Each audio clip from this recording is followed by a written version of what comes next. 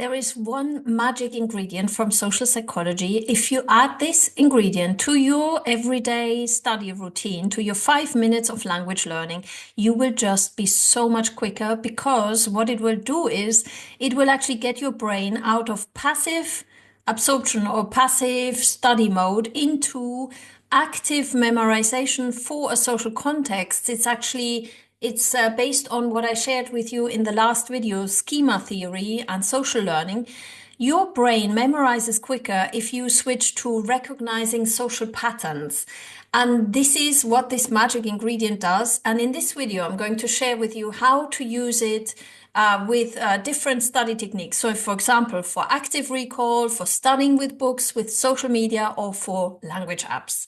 So stay tuned. And the last one I'm going to share is especially useful for those of you who are already using active recall techniques, because it can even boost that one and get quicker.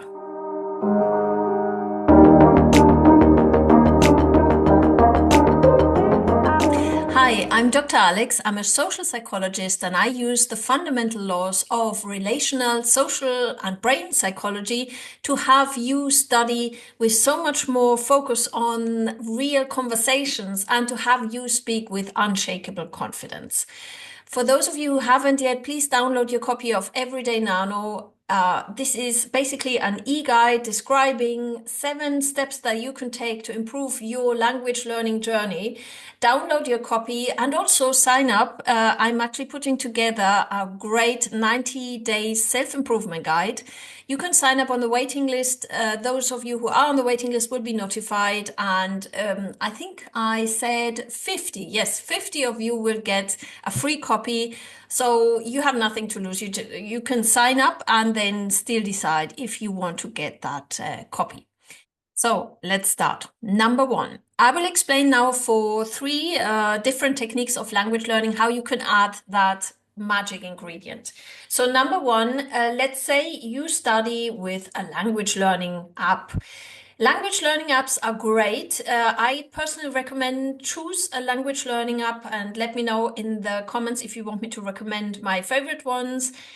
Choose one that is giving you sentences at least or different social context. If it is a language learning app that is only having you practicing words without context, I don't recommend it. So if you have a language learning app that lets you practice sentences, that's already great. Now, the ingredient that you need to add is the intentional memorization. What do I mean by that? You need to imagine your next social situation, be it in your mother tongue or really talking to a fluent speaker in that next language. You imagine that situation and you imagine yourself, I will really do that in the new language.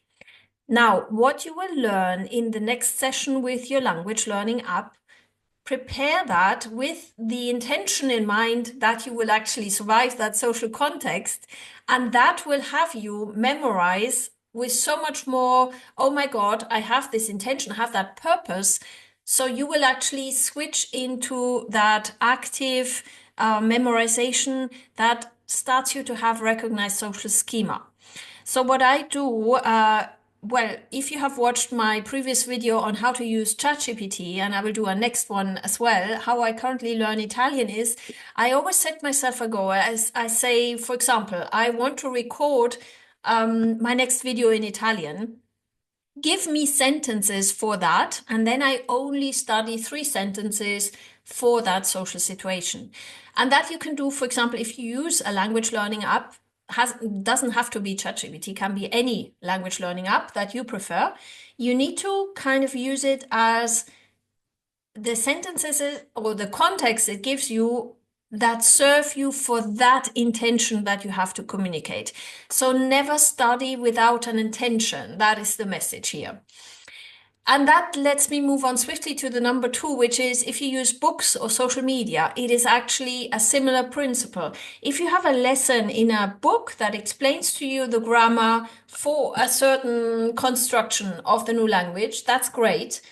before you do that lesson, imagine yourself what you can use this for. So, for example, if the lesson actually explains to you words, how to explain if you're healthy, if you're feeling fit, or if you're feeling a bit ill, think of a social context where you can use that. For example, going to your GP. So next time you visit your GP, you watch yourself what you normally say in your mother tongue. And then that lesson that you just had in the book or even in a social media app, use that with that intention in mind to live the same situation in your new language. And of course, you will say, oh, I haven't moved country. I still live the situation in my mother tongue. What also helps is after you have been to the GP, think, okay, what would I have said in the new language? And that one helps you to revise with purpose, and your brain will pick it up easier because you say, okay, what would I actually have said if I'm in my new country and I want to go to a GP and say that I'm not feeling well? What would I say? And again, the key also lies in not overcharging it. If you have small chunks of doing that, so for example, you limit it to 3 sentences, that's already a lot. And you will notice your brain, by having that purpose, that intentional memorization, will actually remember it better, because next time you're in that social context, you will, what did I prepare? What were the sentences again? And the recall will be easier. And that leads me on to the third one, which is if you use already active recall techniques. So active recall is basically using movement and using preparing like for a theater play, memorization in an active way. So, for example, you will pick up a sentence from a social media post, then you get up and you move around the room rehearsing that sentence. That's active recall. And then you get back again to what you pick up from the app.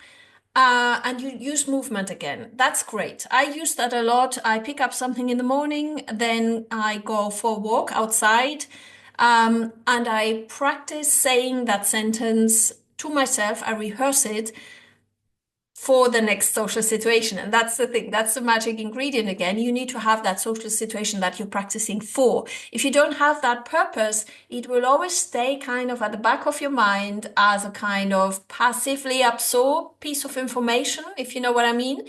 If it's a similar way of if you're reading a book or if you're watching something on the telly or on social media, you're just taking that in. It's passive. It's a passive piece of information.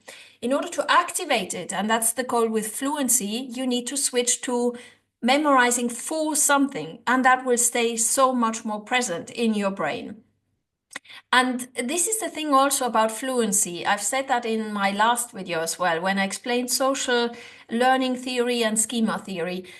The thing about fluency is actually not how much vocabulary it's not the amount of vocabulary and the amount of hours you sit there studying. That is not a definition or measure of how fluent or how quickly you will become fluent. How quickly you will become fluent is how many social situations have you rehearsed for.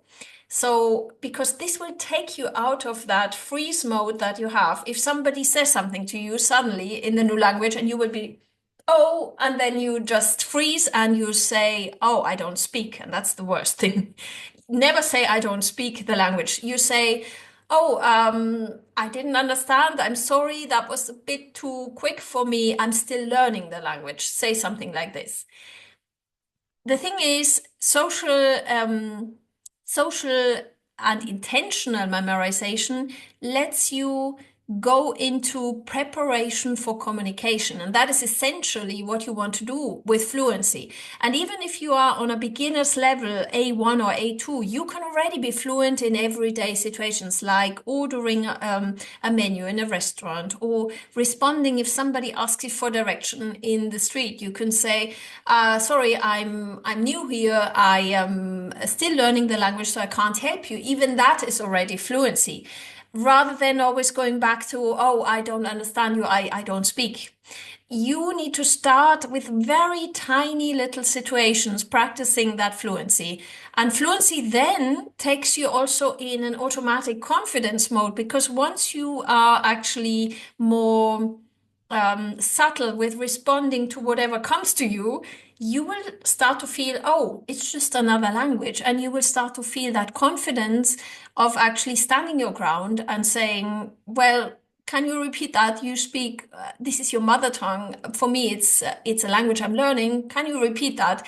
And this confidence you need to become fluent. And then there is a mechanism that is working in itself, that actually your brain tells you, oh, it's just that. And it will get you out of that fear of activating the language.